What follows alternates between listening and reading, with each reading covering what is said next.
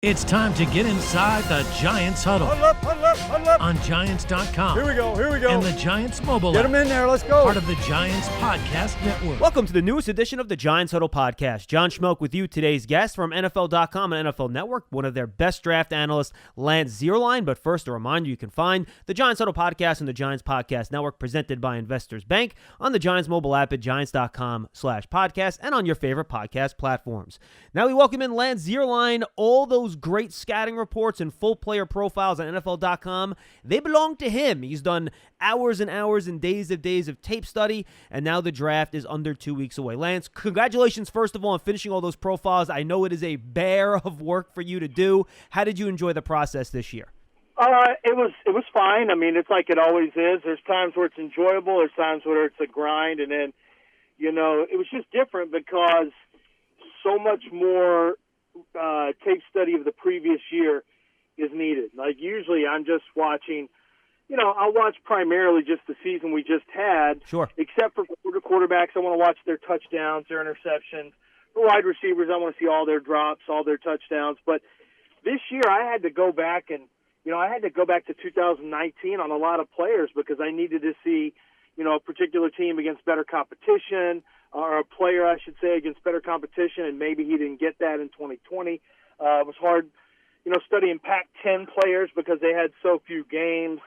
It was a more challenging year, that's for sure. And that's not even mentioning the 2020 opt-outs where we had to go back to 2019 and try to, project who and what they're going to be. All right, Lance, let's push aside here the quarterbacks because I don't think the Giants are going to be in that business. Who are your true blue chip, top 10, top 15, true top of the draft graded players that you have in 2021? Well, I think a couple. About the quarterbacks. I've got 4 of them. I don't believe Mac Jones is in that list. I believe that you have 4 pass catchers, and that includes Kyle Pitts. So we're talking about Kyle Pitts and the big 3, sure. Chase, Smith, and Waddle. So there you've already got 9. You've got 2 offensive linemen, in my estimation, who hit that mark, and that would be Rashawn Slater and Penei Sewell. 1 cornerback with J.C. Horn is on the borderline, but Pat Surtain is a true blue chipper. And I think you have a couple blue chip linebackers, one in Micah Parsons and the other one in Owusu Karamoa from Notre Dame. So, for me, Barmore doesn't quite hit the mix for defensive tackle. From an edge standpoint, none of the edge players for me are inside there. And, no centers, no guards inside that particular area that you're talking about. Now, right outside of it, Christian Darrisaw, Elijah Vera Tucker, you start having some guys populate. But I think from a standpoint of having true blue chip players, we're talking about maybe having, potentially 7 to 8 players like that. But all the players I mentioned, for me are top 15 type guys. Which I think, is probably good news for the Giants, right? Because you throw the quarterbacks in the mix, then you have that group you gave. The Giants are picking at 11. It tells me they're probably going to get one of those blue-chip non-quarterbacks. So let me put it this way. I know you've talked to a lot of people around the league, Lance, in your preparation.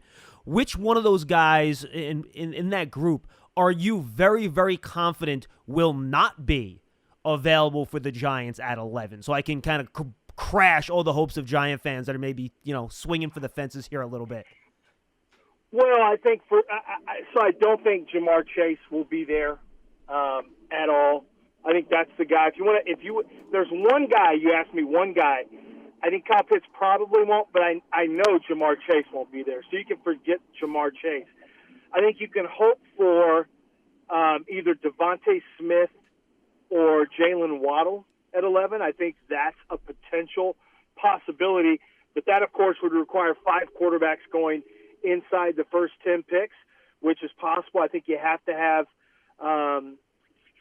I don't know. The Giants, you tell me. The Giants, I would have to think they'd be happy to see Pat Surtain fall to them at that pick at 11. It's not like cornerback is locked down. So, but from an offensive standpoint, I think you'd need to have maybe either Kwity Paye go earlier than expected or have J.C. Horn go a little earlier than expected, along with 5 quarterbacks going inside that top 10. If that's the case, then you could see a big-time playmaker slide into that spot at 11. If a team's looking at Devonta Smith and Jaylen Waddle, is that simply a chef's choice situation, Lance, where it depends on the style of wide receiver you want? That's the guy you're going to pick? Or do you think there is enough consternation around the league with Devonta Smith's measurements in terms of his weight? I watch him on tape. I don't see many issues with it, to be honest with you, but I know it's a thing. So how do you think teams will treat that decision if they're choosing between those two guys? No, chef's choice is a good way to put it. It's really just a matter of what flavor ice cream. It's, both of those guys are playmakers. They're both home run hitters in a little different ways. They're both exceptional in terms of separation talent. They're just different body types, and they're going to be used a little differently. But I think the thing that makes them very unique is that both of them can work all three levels. And so whether you have a thinner wide receiver, this is not Deshaun Jackson, who's just a straight vertical guy. That's not who he is. I mean, I think Devonta Smith is a little bit of Calvin Ridley and a little bit of Jerry Jeudy, and he's the best of both of those guys, and that's one of the reasons I like him. And his ball skills are just exceptional. He's really, really tough. He plays on special teams and is a dog on special teams in terms of cover teams. So I don't worry about the size, but I do know, like you said, it is a thing with NFL types because there's always a concern about, durability. But it really is just a choice of which guy fits your offense better, I think. Yeah, I'm honestly with you 100% on that. Let's go to the offensive linemen, Penei Sewell, Rashawn Slater. I know the general consensus seems to be Slater is kind of the guy who was a little bit better technique-wise, but Sewell's measurements, throw in the fact he was dominating at the age of 19 and is just basically a walking apartment building with his size. With those guys at 11, do you think both those guys have some position flex with tackle guard? Because right now I think the Giants are a bit of in flux here. They drafted two young tackles last year in Parrott and Thomas, so I don't think Parrott really has position flex. How do you view those two guys in terms of, A, overall quality, and then whether or not they can shift guard tackle? Yeah, I know there's some people who think that Rashawn Slater is not really a good enough bender to play guard, but I don't really agree with that. And I know there's teams who feel like he's a guard or center, and that center could be his spot. But, for me, if I'm the Giants, this is one of the things I like. I don't see anything that would prevent Penei Sewell from being a short-term guard that can transition out to tackle, similar to what Laramie Tunsil did with the Miami Dolphins. Elijah Vera-Tucker, if the Giants were to move back, he's got some tackle guard flexibility. But I think Rashawn Slater, for me, he's guard or tackle or center. I don't care wherever you need him. He's a good blocker, and you can play him there. So I think, those three guys in particular, I think do have tackle guard ability. Penei Sewell needs to get a little stronger, but once again, we're working off a tape from when he was 19 years old. So it's hard to really get a feel for where he is from a physical strength standpoint right now, play strength standpoint, because a lot of his issues when he had some play strength issues, I think are going to come with more pass protection work and a little better pad level, just learning to bend a little more in his pass protection. So, yeah, I think that's one of the great things is there is tackle guard flexibility in some of the offensive linemen this year. Lance, in that next group of offensive linemen, let's say the Giants don't get one at 11, Sewell and Slater get wiped out, they end up going with a playmaker, let's say, and obviously Darisaw and Vera-Tucker, they're not dropping to 42. So who do you like in that second group? The Eichenbergs, the Mayfields, the Leatherwoods, and all that stuff, that kind of big, large, end of first round, start of second round group that you think gives that tackle guard flex, would be there and worth the bang for the buck for the Giants at 42 if they want to go there? Yeah, I wouldn't take Mayfield in the first two rounds personally. I think Leatherwood is tackle guard potential. He has great traits, but really needs to keep getting stronger with his outside hand in terms of pass protection. So that bothers me a little bit. I think Sam Cosmi is a guy that needs to be in the mix from a tackle guard standpoint. Liam Eichenberg, I think, is more right tackle and potential guard. You just have to see how the bend is. But I think if you needed him to, he could. But I'd prefer to play him, I think, at right tackle. He's got Dylan Reduns from North Dakota State, who I think is going to be an NFL guard.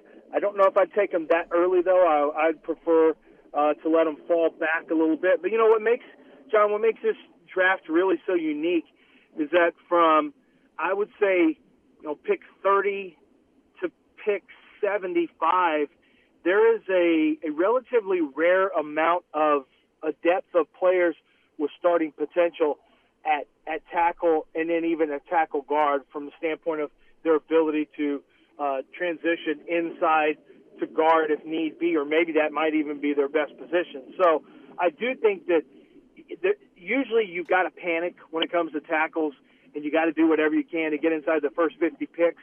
I think this year could be, depending on how the run on tackle goes, this could be a little bit of a unique year where you can still maneuver around or even wait it out and potentially get a starter in the third round. And I know a lot of times that's not something you'll find, but there's guys like Jalen Moore, who I think is a really good player, Stone Forsythe out of Florida.